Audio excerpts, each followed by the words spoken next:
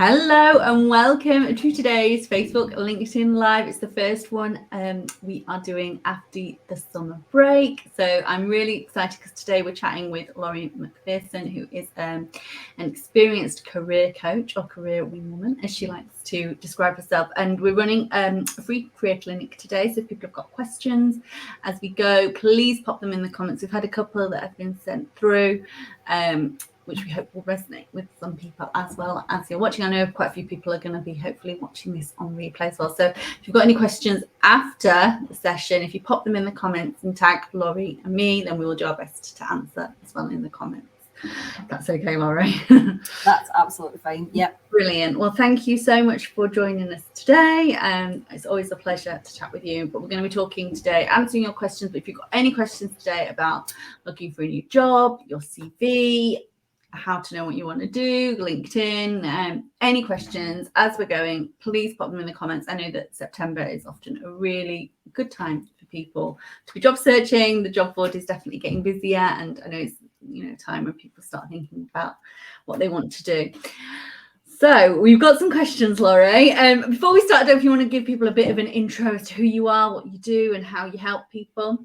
Yeah, so I'm a career wing woman. I mentor women, usually, though some men, to get jobs that they love at the salary that they deserve. And I do this by really practical things around how to work out exactly what you want. And then once you've got that, how to go for it. So the CV, the applications, cover letter, using LinkedIn to get it. My background was employability. And before that, I had a long career in retail, and prior to that, travel. So lots of varied experiences there brought me to where I am now. Been running my own business now for 4.5 years, helping people back to work or into work or to change jobs, whatever they want. Brilliant. So we had a question last night you might have seen in the Facebook group. So I will give people a bit of an overview of the question, and we'll try and make it slightly more generic, because I think it will apply to a lot of people. So this lady wrote in the Facebook group that she'd worked in sales for the past 15 years. She's good at what she does, but she no longer enjoys it, and her lifestyle has changed during those 15 years. So when she started, she really enjoyed the targets, but now she's a little bit older. She's finding it, less interesting. She sort of said what she doesn't want to do. She doesn't want to be self-employed. She likes working with others. So I think her question is, looking at this, what to do when you don't know what you want to do? How do you get that clarity if do you know what? I hate my job. I hate Mondays. Yeah. But I don't know what I want to do. I know I want to get out. So how do people, what's the process then of thinking about what you want to do and how to make that change? Yeah, well, I think first of all, really great question. Liz, is a process. You're not probably, and I think this is one of the things I see the most. People often assume that I don't know what I want to do. I'm just going to wait until I find out, and they're sort of waiting for it. It's like divine intervention to tell them, ta-da, you want, a voice in their ear to say you want to be a business analyst, or it's not coming. That isn't a thing, right? So what they're going to have to do is go through the process. I can help them on the process. I have a specific way of working with people where I take them through all of the likes and dislikes, preferences, bit of research in the middle, then often do what they want to do. Or if they're going to do it on their own, they need to start thinking about what they don't like, which she's already done, which is brilliant, what they do like and what they're good at, which can be two separate things, which skills keep coming out, which words keep coming up. It might be, she's done business development, sales is going to keep coming up. Is there is there a particular part of that she does enjoy? What bits does she not enjoy? I'm going to guess usually what happens is salespeople, very target driven. I was a salesperson, very target driven. They can easily burn out because you're constantly work towards a goal, and then sometimes you just get really, really tired of working in that way. So often these people, however, have brilliant people skills and interpersonal skills. They're great negotiators, they're great influencers, and they can get people to do whatever they want. So really good sidelines potentially could be looking at the bit that she does enjoy. So is it more the account management? Is it more the relationship building? Go into Indeed or any of the job engines, or obviously your lovely job board, and put those keywords in and see what pops up. Some of it will be completely irrelevant. That's okay. This is a research phase. What things pop up? What things pop up that might interest you? Is it more of the account management side? Is it something completely different? Does relationship building come up in a totally different role? Could you move into charity and do fundraising because you're used to getting people to give you their money? There's lots of adjacent sideways moves. Does it have to be really massively different, or is there a way to make it more acceptable and enjoyable for you at the stage of your life that you're at? Lots of folk in sales eventually burn out. It's like events, sales, these are people get to a point where they can't do it anymore because of the pace and potentially the travel, etc. as well. Yeah. What they do have left are the skills, which are usually really great relationship and people skills. So take those, use them in a different setting. A transition is tricky right now, and I need to be honest about that because the job market is very, very tough at the moment, but there are skills there that you can strip out. So what are the skills that you keep popping up that are not sales in her case, and where else can you use those skills? Do some general searching, have an investigation, look at some other job titles that come up when you search. That sounds interesting. Have a look at that. Who can I speak to who does that? The best place to find them obviously is LinkedIn. Have some curious conversations with people in role and think about maybe a sideways move. Think about your low-hanging fruit. I do business development in the education sector, for example, is a different role in the education sector.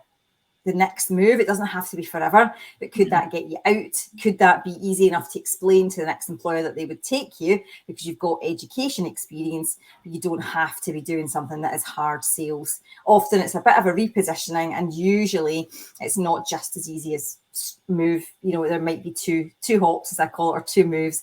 If you think about the chessboard, you might have to do a couple of moves to get you where you want, but what bits do you like? Let's keep them. Let's strip out the bits we don't and work out the process. And there's obviously, in the middle of all of that, a practical consideration around salary and what you can afford and not, and is it the right time as well? And if it's not the right time to move, and actually those jobs that you really like the look of don't pay enough, how can you get a little bit more of what you do love in your own job?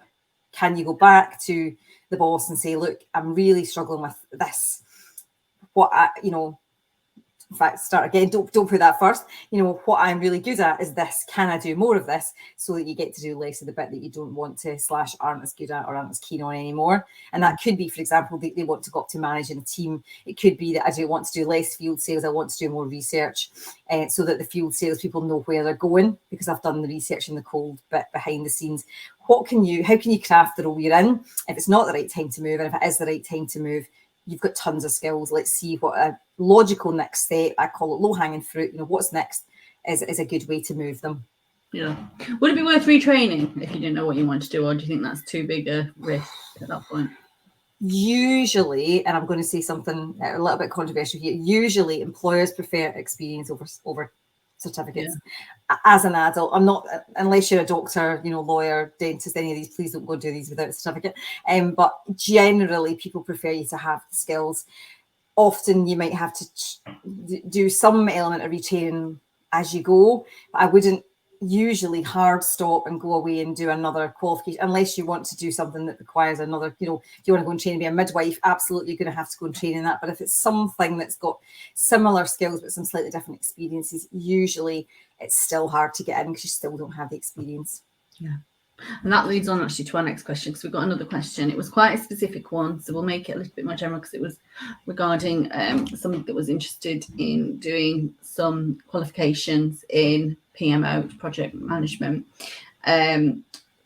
She's coming up to the end of her contract, and she actually did make a really good point in her message about that she sees a lot of people that do retrain and then don't seem to end up in that field. So and she's sort of asking whether it's worth making that investment. She said, does she, in your experience, do clients still interview somebody if they have the qualification but no experience? Again, not usually, because there'll be some, and the reason for this is it's nothing personal. It's just that there's somebody out there right now who does have the experience. So what I would usually say, this person wants to go from like project management to PMO.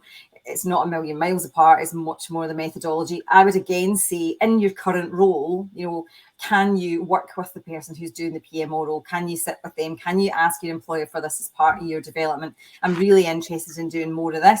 Can you get enough from them that you can go to your new employer and say, I have an understanding of PMO, and ask them to put you through the qualification. They may or may not, but if you can sell it in the right way that, I've got an understanding, methodologies, it would really cement things for me if you could put me through the qualification as a, to ensure that I stay. Once you've done that, I can absolutely sign something that says if I leave, I'll pay back money, whatever, make it palatable. Again, we're always trying to get a win-win. We're not asking people to jump through hoops for us, but we're not jumping through hoops for them, and vice versa. We're saying, right, this is going to benefit everybody because I'm going to have better skills to give you, and you're going to give me a qualification in return, which you can then use in the future. I would always advise that rather than go and do a course and then attempt to get a job using course. So many people go and do a course and then they can't get a job with it because they don't have any experience, which you can't get unless you've done the thing to get experience. So can you get experience? It's not, as I say, a million miles where you're not asking to be a chef from PM, from a project manager, you're asking to be a PMO. Can you sit with a person who already does this? Or if there isn't someone who does it, can you ask to take on a bit more of that role? Again, it's about how you sell it. We're working towards a role. What would really have helped us was having some clear methodologies and structures in place. Can I take on some of that role now or in the future? Make it win-win for them and for you, usually, rather than going away and doing a long course, because I personally would be absolutely gutted if I'd spent loads of time and money and then still couldn't get a job because I haven't got any experience. I think long term having the qualification is probably a really sensible idea, but I would ideally want an employer to be paying for it if at all possible. Yeah, really good advice. I mean, it is tough, I'll be honest, because I've got jobs on at the moment. We are getting a lot more applications, I think, than we did. I think it's busy out there. You're up against lots of others who have done it, and that's the God's honest reality of right now. So you might want to, I want to be a thing. Great, you're up against 100 folk who already are that. So how do you get in and stand out? Yeah. You need to have the experience. Usually it's a tricky move at the minute. There's ways around it, and there's really clever and creative things you can do, and obviously we can talk about those. So what would you say, because I've got a job recently, so this is quite so the job it's a junior job. It doesn't require a lot of experience. So I've had a lot of senior people that don't have that experience applying, thinking it's a way in to this new industry for them, but then unbeknown to them, there's like 100 other people that have applied that are like doing that role. They're obviously perfect for it. The client is going to obviously, would prefer that because they're going to be able to hit that role running day one. So what would you say to those people that want to make a complete career switch? Maybe they're not working at the moment. Maybe they can't get that experience within their current employment. Maybe it's doing something completely different. What are the steps you would recommend to somebody that knows what they want to do? So a little bit different to the lady we talked about first. Yes. So they know what they want to do, but they're here. The rules here that I'm trying to move the camera. What are the steps they're going to take to get from one to the other? Yeah. Now, this could be a bit tenuous, but sometimes you have to go with what you've got. So look at low-hanging fruit. Look at next logical steps. So I'm here and I need to be here. What are the steps in the middle? So what do the people who have these jobs over here have that I don't? Not in a really practical way, looking at the job description. What do I have off of that? And what do I not have? They've got that. How do you go and get that? And that's what you have to do at the minute. And this is where a real lot of frustration's coming at the minute, Liz. People are applying for jobs because they want them. Lovely. They don't fit the brief. They don't have what they need. They're going for them just because they want them, and they're not getting them, unsurprisingly, from our point of view, because the candidate the client won't take them. So they're getting really frustrated. And actually, when I strip it back and say, I always say, okay, I'll absolutely help you to apply for this, but it's a long shot. So if you can go in with the attitude of, this is a long shot, great. If you can, and it's going to make you upset and sad, don't do it, because it's a waste of time and energy. You're not going to get it anyway. They'll hire someone closer. So quite often I really be honest with my clients about that. But if you do need to make some moves, it is thinking about the steps in between. Is there anything that you've got, even however tenuous, that could have you managed a project? And I don't mean something, sometimes people, someone the other day, oh yeah, I understand about primary education from my kids. No, it's not good enough. They want someone who's done their job. but if there's anything tenuous work-wise that you could potentially, we did a charity project and we did that, and I led them that. Right, now we're starting to tease this stuff out. Usually it takes a bit of teasing out. What have you already got that you can evidence, and what do you still need to get? Go and get it. And that can be in any other job, right? That job ticks certain boxes. If I do that for 6 months, I can move to that. Or it's maybe doing some voluntary work. It's so that you can then say in 3 to 6 months' time, I've organised this or I've planned that. You're going to have to do the work right now. Unfortunately, wanting a job right now is not enough to get you it. And that's a hard message, because I want that job. What's going to get you there? What are the steps to take? And I don't know everyone specific. It really takes a specific breaking down of what have you done? What are you wanting to do? Let's look at any overlaps at all, as I say, however tenuous, and nothing that's a bit naff. I've seen things like, I plan my kid's birthday party, I think I'll be an event planner. No, you won't, because you're up against people who've managed, massive events, massive events with budget, etc. So that's not your work right now. But have you organised events through your workplace for hundreds of people? You weren't an event planner, but it came in as another part of your role. Can we talk about that and use that evidence? But you have to have evidence. Just wanting it isn't enough right now. So it's basically about working out what you've got. Great, tick those off. What do I still need? How am I going to get it? Can I, who can I ask and who can I use to help me? It's been quite strategic, and often women struggle with this because they want to be, it's all about loyalty and being nice and being kind and being pleasant and all of these things that we're taught we have to do and be through socialization. And actually strategically moving is the way forward. It's usually how you get more money. It's usually how you get what you need in a job. Hopping is not bad, as long as there's a reason and it's not sort of constant and all the time. If you're job moving to get something you don't have, to move you to the next level, fantastic. And that's how you would explain it to a recruiter or an employer. I knew I needed this, so I took this job to get that, and now I'm here in front of you. I think this is really important, actually. What we're talking about is how important it is at the moment to tailor CVs. 100%. You've got to tailor CVs at the moment, especially if you are slightly lacking that experience, then it's never been more important, I think, to tailor. You have to show them hard evidence. I had a lovely client last week I was working with, and at 9 o'clock she was, I absolutely cannot give you any numbers. That's not how my business works. Okay, 9:30. Oh, I do remember saving that employer 7 million on that project. Fab. Why don't we put that in then? And after I left her, I said, I need 2 more of those big achievements. She came up with some really meaty stuff. She got the interview. She's interviewing today. And it was quite tenuous. And I did say, not sure if they'll go for this, but let's make it as close as we can. They certainly won't go for that if they can't see how you fit. Oh, I want to do that. People say to me all the time, I could learn that. That's not what they're asking. Well, they don't want to pay somebody, being perfectly blunt, 6 months to learn something unless it's a traineeship. No, of course they don't. They want, I want to expand my skills. They don't want you to do that on their dollar, essentially. They want you to go in and do the job. Yes, you'll learn. Yes, there's stretch. Yes, I understand all of that. But right now, employers are just not wanting people to pay people who are not ready to step into the job. So if you can't do it, somebody else will. So either you go and learn it, and there has never been more free and very cheap training out there. There are loads of ways to do this. It is just a case of realizing that as a process, you don't unfortunately just get to apply for whatever you fancy. But you can, but it's a complete waste of your time and energy. And someone like Liz has got to read the applications time and energy. Actually look at what you've qualified for now, work out the steps to what you want to be doing next, and let's work towards them. And this isn't advice that people feel overjoyed to hear. I can make my life so much easier by just saying, just go for it.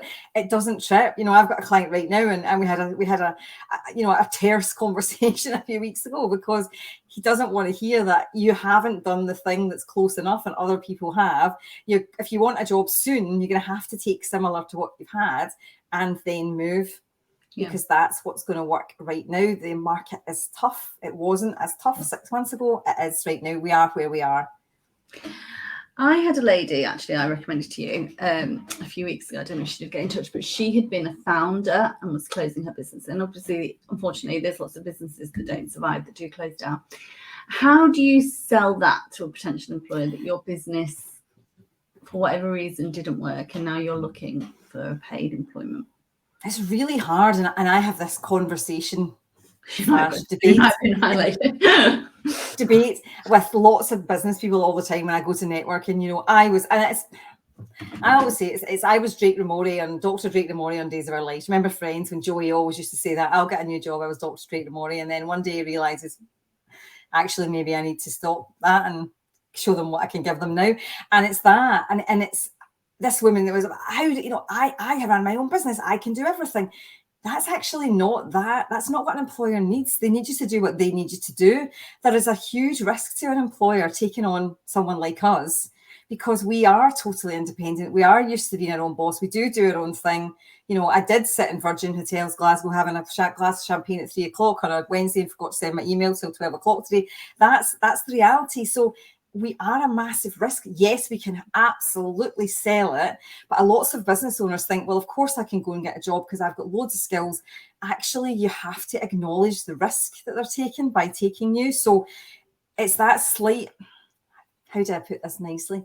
It's that slight sort of, why wouldn't they take me? I've got all of this, you know, there's nothing we can't do. And it's true, we have to do everything because there's no choice. But that's not what the employer's asking. They're asking for us to do a specific job with specific parameters. We're actually a risk. So I always say to people, it's the elephant in the room. Everybody's got one. You know, what is your elephant? It can be a massive long gap. It can be that you're overqualified. It can be that you've been a founder. It can be you've job hopped. I've got a pal who's done loads of short-term contracts. Now she keeps, you know, because that was all she was getting. Now she keeps getting asked, why have you done loads of short-term contracts? You know, because, and if you go to work for a really traditional employer and you've been like a consultant, they can see that as a bit messy, overlapping jobs and bits of this and bits of that. So sometimes it's how we choose to present it. You know, we write consultant and then the company's underneath because we're trying to oh, I've lost you. Oh, have you? Oh, you're back. It's fine. You just disappeared on my screen there. So, you know, it's about what works for them. So we have to acknowledge that being a self-employed is a flag, and we have to say at some point on the application, in the cover letter, having done this, I've learned a load of skills. However, for stability, for various personal reasons, for whatever reason, I'm now choosing to go back into employment. And I'm really happy to take instruction, work as part of a team. You can even say part of what I missed was being part of a team, which is often true. You know, I've got business buddies who've gone back to work and it's perfect. They hated working for themselves. They couldn't get into a groove. They were all over the place in terms of, you know, money and routine. Working back in an office job is perfect for them. Yeah. It's about what works for you. But I do think sometimes there can be a slight arrogance, dare I say it, among business owners to say, but I've got all these skills. Yes, you do. But we need to acknowledge the elephant, you know. If someone said to me, how would you take instruction? Very badly.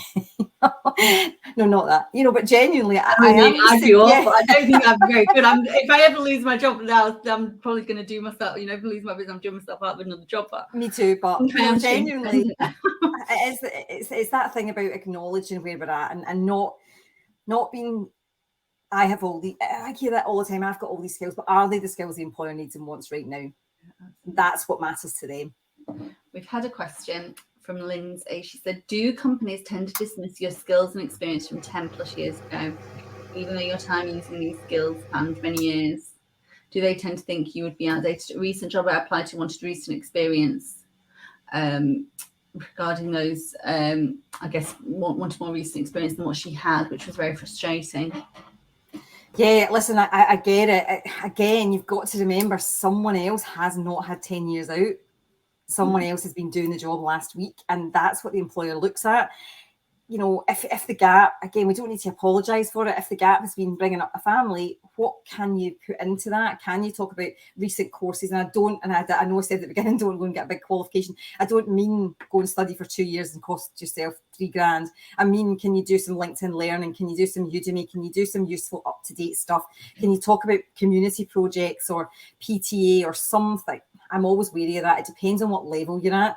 I've had real senior leaders then putting in about PTA, and I've made them take it back out because it just minimises where you're at. It depends. If you're looking for an entry-level job, saying that you've done a PTA role where you're treasurer and you raised X amount, great. If you're going for head of CEO, it does minimise your experience. It's a tricky one. Gaps are difficult. You've got to remember you chose to come out or something, you know, something happened and you came out.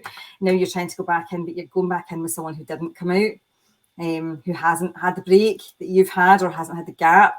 So it is always going to be a tricky one. I think the other thing to say about all of this, of course, is this is all applying to you applying reactively for jobs, waiting for jobs to come up and applying. That's one way to get them. The other way is for someone to hire you because of your skills, call them unicorn jobs, because you have a network and because someone says, oh, actually, Lindsay can do my books or Lindsay can do my social media because they happen to know you.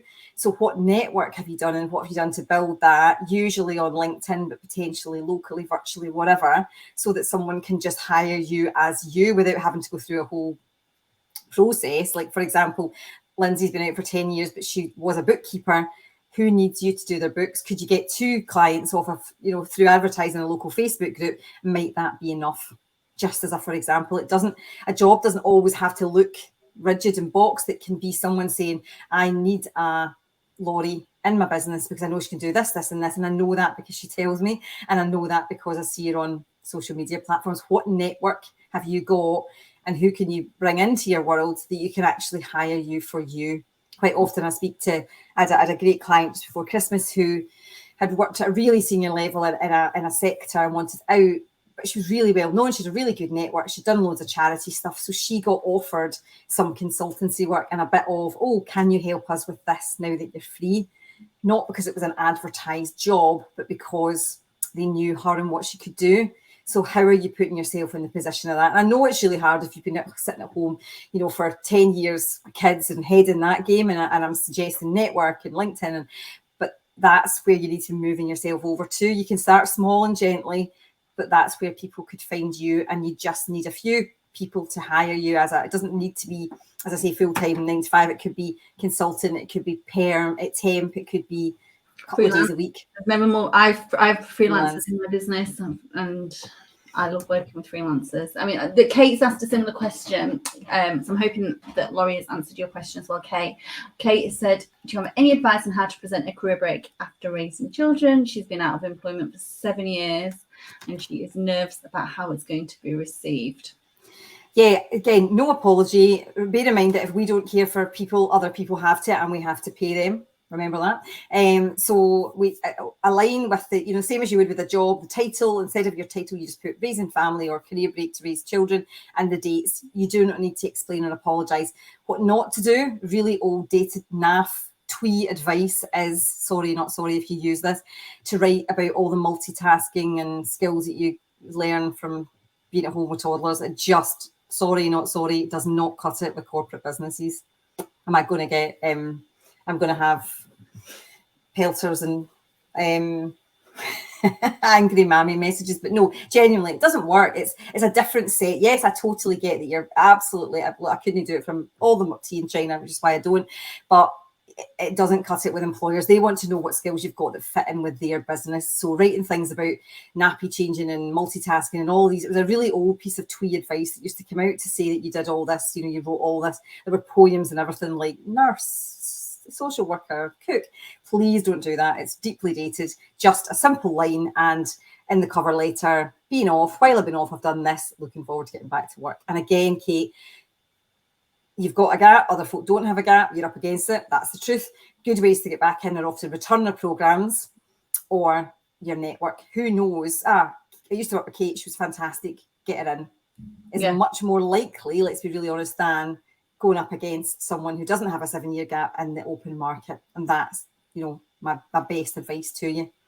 Your 7-year gap isn't like a massive gap though either. I think I always think you fixate on the gap more 100%. Than anyone else does. And if you are applying for a role that's identical to the one or similar to the one you used to do, I think in a way actually that's an easier win. Absolutely, than a gap and a transition. Completely different. I think you were more, especially if, like I said, you're just going to go for the type of roles you used to do. Hopefully, you will have no problems finding a role, because people will just, especially if you just keep it quite brief about that career break, people won't even see it. They'll just say, oh, you used to do. If it's all project if it's all project manager, tiny gap, one line about gap. Great, I need a project manager, and so I think that's fine. What advice would you give when producing a cover letter so your application stands out against other candidates? Sorry, can you say that again? Sorry, my mic's over here. What advice would you give when producing a cover letter so your application stands out against other applicants? Yeah, good question. So one, I'm going to say something controversial. Sorry, I don't mean to, but I have to be honest. It's just not worth the time of day if I'm not being honest with you. Recruiters will tell you they don't read cover letters some of the time, so know that it might not get read. Like that's it. I read cover letters though, actually. No, I know you do, but lots of them get really annoyed. Yeah, I do now, and I actually, if someone doesn't send a cover letter, I'm like, oh, they're not that bothered about this role, they're not that committed. But I think it's lazy. It's a little bit lazy not to send a cover letter, to be honest. It's just pinging your CV into the ether and done. Cover letters let you tell them why you want this specific job, you know, as opposed to any other job, as my mother would say, in out the road of the traffic. You know, why do you want this job?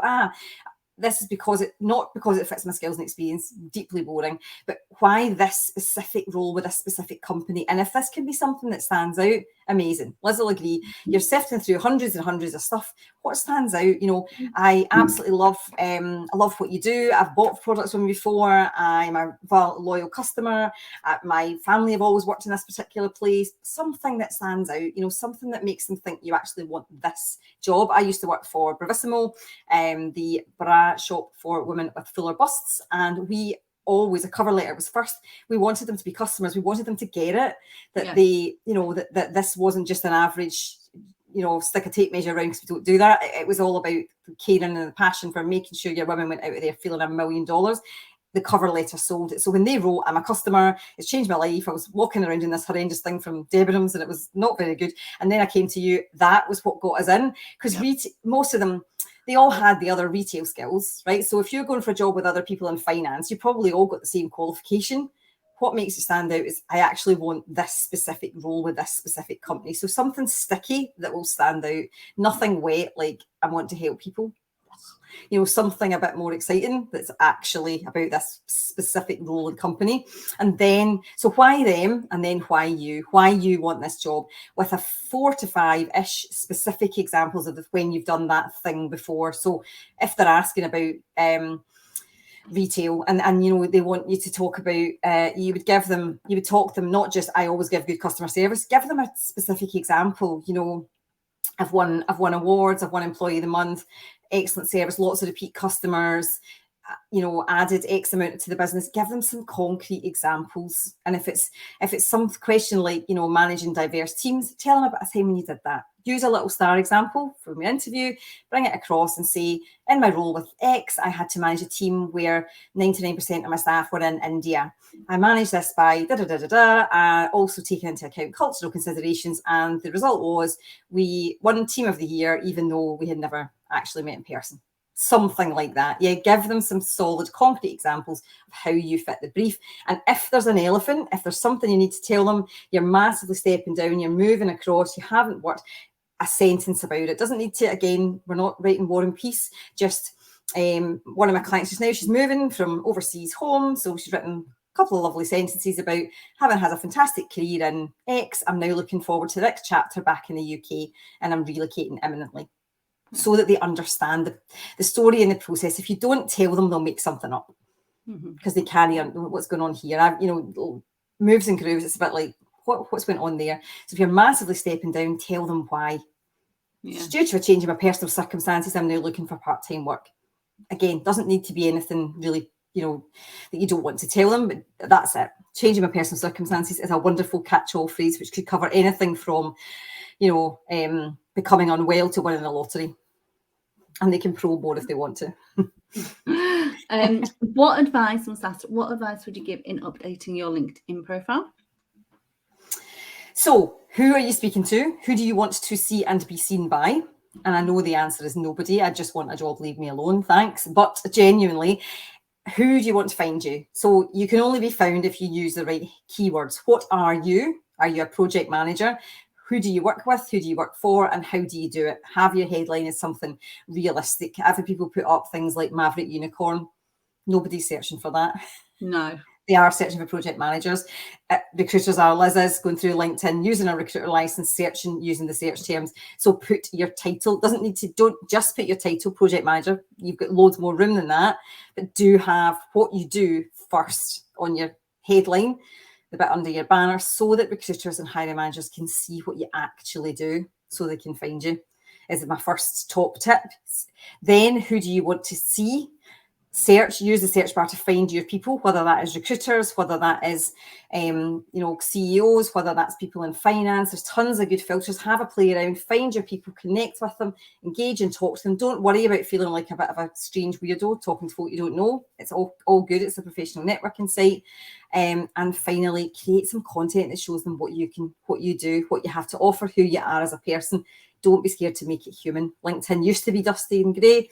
Thankfully, it's not anymore. I get the best traction when I post pictures of strawberry daiquiris, going to gigs and Elton John and lying on a beach. Much better traction than I do when I post something about my business.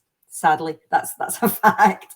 So be human, be yourself, so that people can start to identify, who you are and how you can help them. LinkedIn's a tortoise. It's not a hare. It does take time. Remember that as well. You won't probably find someone on tomorrow. You can start to build and nurture relationships. The best time to do this is when you are not looking for work. But if you have not done that and left it late, it's still fine to start now. Just know that from the future, you want to keep LinkedIn going all the while. This is good advice for Lindsay, who's obviously looking for roles similar to what she did 10 years ago. You could be using posts that add value and demonstrate your knowledge. 100%, yeah, and searching for folk in the same sort of field, so you can have a conversation about what's happening now. See what the hot tatties are in your world now. Yeah. Sophie said, "Well said. She agrees with you entirely." And Daniela said, "That's right. Who are you ready to bring value to?" And then we've had another question, which I think will unfortunately be quite relevant to people because it's about redundancy, and I know unfortunately there's redundancies at the moment. So maybe this is quite specific to her, but then we'll try and broaden it out as well. So has someone had an experience where they've been told that their individual role is up for redundancy, and in the consultation phase, they managed to convince their employer to keep them and stay? Or is consultation just a tick box exercise and the employer has already made the decision? So should you now focus your energy on updating your CV? So she's not been at this employment long enough to basically wait it out to get the package. But I guess, this is it, isn't it? A lot of people are being put at risk of redundancy. Should they use their efforts and energy to try and convince their employer to keep them, or use this time to look elsewhere? So I hate using this phrase because it's a bit of a politician's answer, but the answer is it depends. So first of all, do you want to stay? And I know that redundancy takes away our power. It takes away our control and we feel like we're not in charge. You're in charge. Do you want to stay? If you want to stay, I'll come to that. If you don't want to stay, start getting ready to leave. There's nothing to lose. You're not going to lose any money or anything. Start thinking. So if you don't want to stay there, just start applying. Don't worry about the whole process going on around you. It is what it is. And I've been through it myself before I became self-employed. So I totally get, even though I knew what I was going to do, I was still a mess because it's just someone taking your power. If you want to stay, know that they've not made the decision lightly, usually, and they usually know that so many roles have to go. If there's a possibility that there's some roles are going, but not necessarily yours, it's asking during the consultation what the criteria is and being realistic about, I knew that I was going to be asked to stay because of the way the gradings were likely to work. Have they got to that stage yet? Are they going to keep you or not? And again, really realistic. No, it's nothing personal. It's to do with the way that they've graded you in any, performance appraisals and things like that. So if you do want to stay, is it just your role, in which case you're probably out, or is it they're making redundancies across the board and they'll be using some sort of system to decide who they keep and who they don't? In that case, you can absolutely look at whether it's realistic, as I say, or you want to stay and fight, or would you rather just go? But the first thing is to think about what you actually want. Is it you really want to stay? Again, there is a bit of push-pull about whether it's your choice. I would absolutely start to think about worst case. What I would absolutely do today is get your LinkedIn up and going so people can see it and start to be adding people who you want to be seeing, who you want to see you, folk in your sort of space every single day, so that you've got more of an, if you were to get, asked to leave in a month, if you'd add 10 folk a day, you'd have 300 more people able to help you into your next role if you started now. So start thinking about that now. And if you are to stay, fantastic. These people are still there. They're not going anywhere. But as there's a few it depends in there. First of all, is it just your role, or is it we're making redundancies? In which case, what is the criteria to stay? Can you fight? Is it realistic that you're likely to be kept because of your previous performance, etc.? In any case, get onto your LinkedIn, and if you're going to be going, you know, you don't have to wait it out. Again, you're in charge, and you can simply say, listen, all the redundancy, it's just a little bit unsettling. I'm just going to take myself out of the equation. I'm going to walk now and get something else. There's no such thing as permanence and settledness, and we know all that, but you get to decide if you want to sit in it. Working through a redundancy is unsettling as someone who's done it. If you're not the sort of person who copes well with that, maybe it's time to ship out now. It's difficult. But obviously, if you're entitled to some money, if you've been there long, if you're entitled to money, okay, let's get the package. So we are and take back again, always with the caveat, Liz, that unless it's really hurting your mental health, in which case there's no amount of money worth it. Well, maybe there is, but yeah, if you're not in that situation, walk or don't. But know that, you know, there will be a decision, and either way you're going to have to move on. So it's kind of being prepared mentally to move on in case you have to. Oh, thank you so much, Laurie, for coming today. Thank you to everyone that's asked questions. So give people a bit of a reminder about how you can work with, how people can work with you, how you help them, and how they can contact you. Yeah, so I am on LinkedIn as Laurie McPherson, Instagram, Laurie McPherson, Career Wing Woman, and Facebook as well. I've also got my website, which is just lauriemcpherson.com, and I offer Get Unstuck sessions. If you are stuck and don't know what to do next, we can work that out together. And then I also offer practical one-to-ones, whether it's just a CV that you need or just a bit of interview prep. I also have a package if you need all of it. 3 sessions is the sweet spot. We get the work done, we start to get the interviews, we prep for them. You get a new job. How wonderful is that? And I can also use these sessions if you want to do something around, you know, salary negotiation or crafting your own job slightly differently. I've absolutely helped people with that as well. And bear in mind, if you are going through or are going to be going through redundancy, you can ask your employer to pay for me instead of you. Quite often they do if they want to help and support you, and they have any cash in the pot. You can ask them to do it that way as well. I do quite a bit of outplacement too. Brilliant, perfect. Well, we'll put all the links. We're gonna, you know, with all our replays, we put all the replays on our website with show notes. We'll obviously all be your contact details as well. If people are watching this on the replay, if you tag, if you have any questions, you can send them to Laurie or me, or tag us in the comments, and we will come back and do our best to answer them as well. Absolutely. Thank you so much. Brilliant. For having me. Thank you so much, Laurie. Speak to you soon. Thank you so much to everyone that has watched today as well.